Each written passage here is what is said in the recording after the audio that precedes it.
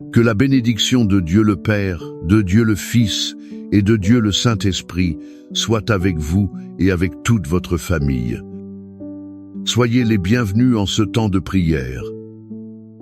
À ce sanctuaire que nous avons construit ensemble en esprit, en ce moment, je vous invite à vous couvrir du manteau de la paix du Seigneur.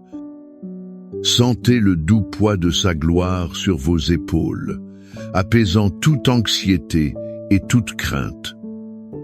Recevez maintenant, par la foi, sur votre maison et sur votre famille, le sceau de la protection divine. C'est une marque invisible aux yeux humains, mais reconnue et redoutée par tout l'enfer. Nous entrons dans un espace sacré, un lieu où le ciel touche la terre. Nos voix s'unissent en un seul cri pour la restauration et la bénédiction de nos foyers. Respirez profondément, ouvrez votre cœur, car le roi de gloire désire entrer et souper avec vous et les vôtres. Au nom de Jésus, le lion de la tribu de Juda, nous nous levons dans la foi et l'autorité spirituelle sur chaque foyer connecté à cette prière. Nous ne sommes pas ici comme des victimes des circonstances, mais comme fils et filles du Dieu très haut, héritiers d'un royaume inébranlable. C'est pourquoi, avec l'autorité qui nous a été conférée en Christ, nous nous positionnons dans la brèche pour nos familles. Nous déclarons que toute forteresse de discorde, tout mur de manque de pardon et toute racine d'amertume, celle qui s'est élevée entre mari et femme, entre parents et enfants, entre frères, commence à s'effondrer maintenant. Nous utilisons les armes de notre combat, qui ne sont pas charnelles, mais puissantes en Dieu pour détruire les forteresses. Au nom de Jésus, nous brisons toute flèche de division lancée contre les mariages. Nous annulons toute parole de divorce, de séparation, d'abandon qui a été prononcée ou pensée. Nous défaisons tout esprit de rébellion et d'entêtement qui a agi dans le cœur de nos enfants. Il les éloigne du chemin du Seigneur et des conseils de leurs parents. Nous déclarons que nos enfants sont l'héritage du Seigneur. Ils sont comme des flèches dans la main du guerrier, et ils accompliront le dessein de Dieu dans leur génération. Nous brisons toute malédiction héréditaire de querelle, de dépendance, d'adultère, de pauvreté et de maladie qui tentent de se perpétuer dans nos lignées. Par le pouvoir du sang de Jésus, versé sur la croix du Calvaire, nous traçons une ligne de sang et déclarons « Jusqu'ici vous êtes allés, mais d'ici vous ne passerez pas ». Nous ordonnons que tout esprit de confusion, de peur, d'anxiété, de dépression qui a ravagé nos foyers, lâche nos familles maintenant. Sors au nom de Jésus. Et nous déclarons que la paix de Christ, qui surpasse toute intelligence, inonde chaque pièce, chaque esprit, chaque cœur. Nous proclamons la victoire de l'agneau sur notre maison. Le sang de Jésus est notre muraille infranchissable, notre protection contre tout mal, et sous ses ailes, nous sommes en sécurité. Maintenant, respirez profondément. Sentez la présence du Saint-Esprit qui nous apaise et nous invite à aller plus loin. Sortons du champ de bataille de la prière de guerre et entrons dans le sanctuaire de l'adoration au cœur du Père. La parole de Dieu, dans l'Évangile de Luc, chapitre 15, nous présente l'une des histoires les plus touchantes et révélatrices jamais contées, la parabole du Fils prodigue. Mais j'aime l'appeler la parabole du Père qui aime, car le protagoniste, le héros inébranlable de ce récit, est le cœur d'un père. Imaginez la scène. Un jeune homme, le fils cadet, plein d'arrogance, s'approche de son père et lui fait la demande la plus difficile qu'un fils puisse faire de son vivant. « Père, je veux ma part de l'héritage. » En d'autres termes, il disait « Père, pour moi tu es déjà mort. Je veux seulement ce qui me revient de droit pour vivre ma vie, loin de tes règles, loin de ton regard. Et le père, le cœur certainement déchiré, conce. Il respecte la décision de son fils. Il lui remet les biens et le voit partir. Pouvez-vous ressentir la douleur de ce père? Voir une partie de soi tourner le dos et marcher vers un avenir incertain, connaissant les dangers qui l'attendent. L'histoire nous raconte que le fils partit pour une terre lointaine, et là, il gaspilla tout ce qu'il avait, vivant de manière irresponsable. Il échangea l'amour de son père contre des plaisirs momentanés, la sécurité du foyer contre des amitiés intéressées. Et quand l'argent fut épuisé, les amis disparurent et une grande famine ravagea le pays, il se retrouva au fond du gouffre. Son point le plus bas fut de désirer manger la nourriture des porcs, animaux considérés impurs pour les Juifs. Il perdit l'héritage, la dignité, l'identité. Il était complètement perdu. Mais c'est là, au milieu de la boue, de la faim et de la honte, que le miracle se produit. La Bible dit qu'il rentra en lui-même. Il se souvint de la maison de son père. Il se souvint que même les serviteurs de son père avaient du pain en abondance, alors que lui mourait de faim. À ce moment-là, le souvenir de l'amour et de la provision de son père devint plus fort que son orgueil. Et il décide de revenir, non pas comme fils, mais disposé à demander d'être un simple serviteur. Pendant ce temps, que faisait le père? La Bible nous donne un indice puissant. Elle dit, comme il était encore loin, son père le vit et, rempli de compassion, courut vers son fils, l'embrassa et le baisa. Le père le vit alors qu'il était encore loin. Cela signifie que le père n'a jamais cessé de regarder l'horizon. Tous les jours, il montait sur la véranda, forçait sa vue sur la route poussiéreuse, attendant, aspirant, le cœur en feu au retour de son garçon. Il n'attendit pas que son fils arrive et s'explique. Il courut.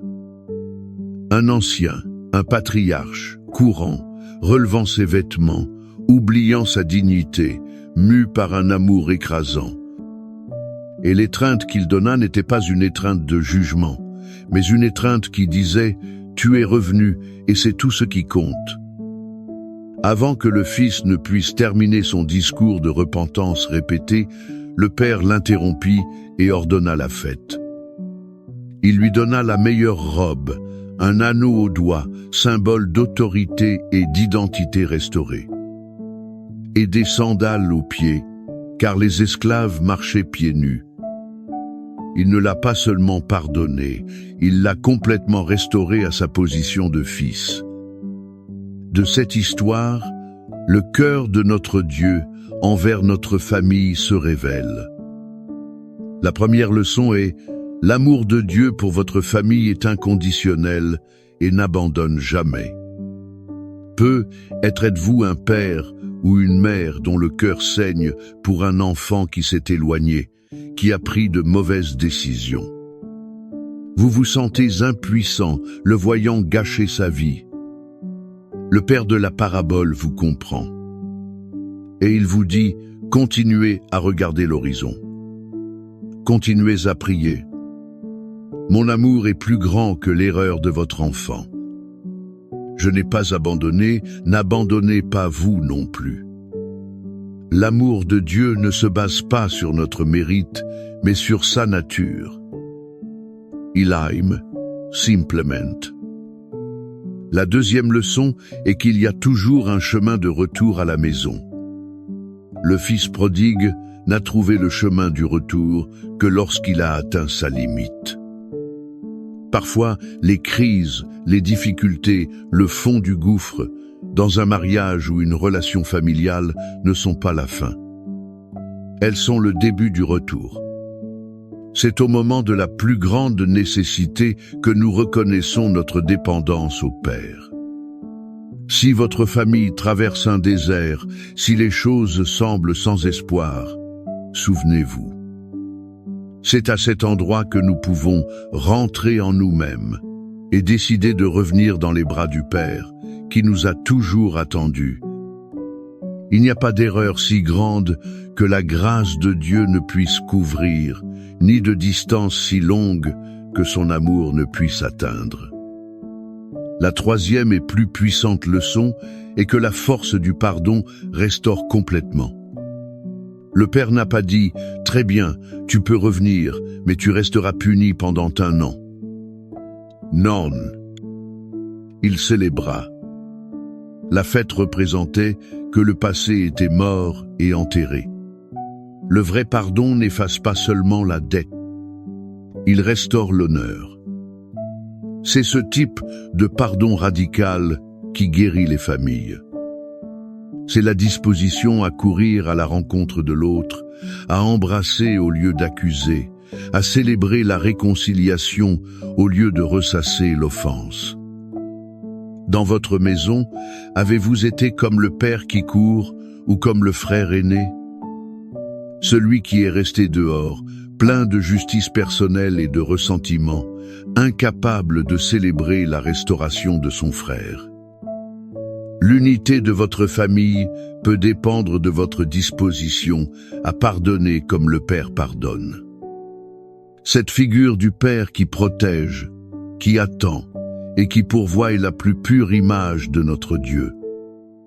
Et il ne nous a pas laissé seulement une histoire, il nous a laissé des promesses écrites, scellées comme un contrat d'amour et de protection pour notre maison. 2 de ces promesses sont des piliers pour la sécurité de toute famille. Les psaumes 91 et 23. Le psaume 91 est notre bouclier, la déclaration de la protection du Père Céleste sur ses enfants, un décret de délivrance contre tout danger visible et invisible. Le psaume 23 est la certitude de son soin, de sa provision et de sa direction dans chaque vallée sombre de la vie familiale. C'est la garantie que le bon berger prend soin de ses brebis. Maintenant, je vous invite à fermer les yeux, si vous le pouvez. Laissez la fatigue et l'inquiétude de côté un instant. Respirez l'atmosphère du ciel et recevez chaque parole qui sera lue non comme une poésie ancienne, mais comme une promesse vivante et active de Dieu pour vous et pour votre famille aujourd'hui. Recevez cette parole comme le Père lui-même parlant à votre cœur. Celui qui habite sous l'abri du Très-Haut reposera à l'ombre du Tout-Puissant. Je dirai du Seigneur, il est mon Dieu, mon refuge, ma forteresse, et en lui je me confierai. Car il te délivrera du filet de l'oiseleur et de la peste pernicieuse. Il te couvrira de ses plumes, et sous ses ailes tu te confieras. Sa vérité sera ton bouclier et ta cuirasse. Tu ne craindras ni les terreurs de la nuit, ni la flèche qui vole de jour, ni la peste qui marche dans l'obscurité, ni la destruction qui frappe en plein midi. 1000 tomberont à ton côté, et 10 000 à ta droite, mais cela ne t'atteindra pas. Seulement de tes yeux tu contempleras, et tu verras la rétribution des méchants. Car toi, ô Éternel, tu es mon refuge. Tu as fait du Très-Haut ta demeure. Aucun mal ne t'arrivera, et aucune plaie n'approchera de ta tente. Car il ordonnera à ses anges à ton sujet de te garder dans toutes tes voies. Ils te porteront sur leurs mains, de peur que ton pied ne heurte une pierre. Tu marcheras sur le lion et l'aspic, tu fouleras aux pieds le lionceau et le dragon. Puisqu'il m'aime, je le délivrerai. Je le mettrai en lieu sûr, car il connaît mon nom. Il m'invoquera, et je lui répondrai. Je serai avec lui dans la détresse, je l'en tirerai et le glorifierai. Je le rassasierai de longs jours, et je lui montrerai mon salut. Père bien-aimé, Père du Fils prodigue, notre Père. Nous recevons cette parole du psaume 91 comme un manteau sur notre maison. Nous nous accrochons à chaque promesse qu'elle contient. Merci d'être notre refuge et notre forteresse. Basé sur cette vérité et sur le pouvoir de ton amour révélé à la croix, nous apportons maintenant chaque famille devant ton trône de grâce. Seigneur, nous clamons pour chaque fils et fille qui est loin de la maison, vivant dans une terre lointaine. Qu'en ce moment précis, ils puissent rentrer en eux-mêmes. Que le souvenir de l'amour, de la chaleur du foyer spirituel envahisse leurs esprits et leurs cœurs. Crée en eux une nostalgie insupportable de ta présence et de la communion familiale. Nous brisons les chaînes qui les retiennent et déclarons que les anges du Seigneur les guident vers la maison, sains et saufs. Père, nous prions pour la restauration des mariages en crise. Là où l'amour s'est refroidi, rallume ta flamme. Là où la communication a été brisée, enseigne-leur à parler et à écouter avec le cœur. Là où la blessure de la trahison a créé une brèche, déverse ton baume de guérison et libère le pouvoir du pardon. Nous déclarons que les foyers qui étaient au bord du divorce sont transformés en témoignages de ta grâce et de ton pouvoir de réconciliation. Nous prions pour la paix et l'union entre les membres de la famille. Là où il y a des frères qui ne se parlent pas, que ton esprit de paix intervienne et fasse tomber les murs d'orgueil. Là où il y a du ressentiment entre parents et enfants, qu'il y ait de l'humilité pour demander pardon et de l'amour pour pardonner. Restaure la joie des réunions de famille, le son des rires à table, la complicité et le soutien mutuel.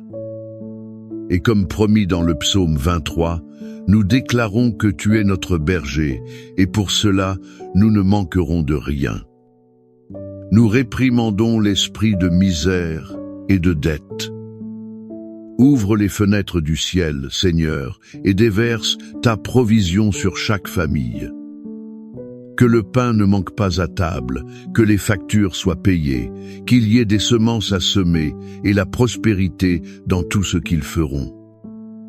Que chaque famille expérimente la vérité que tu prépares une table en présence de leurs ennemis et que leur coupe déborde. Nous prions également pour la guérison physique et émotionnelle.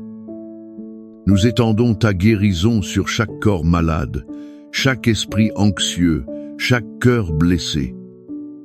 Que ta vertu parcourt chaque foyer maintenant, apportant soulagement à la douleur, clarté à l'esprit et paix à l'âme.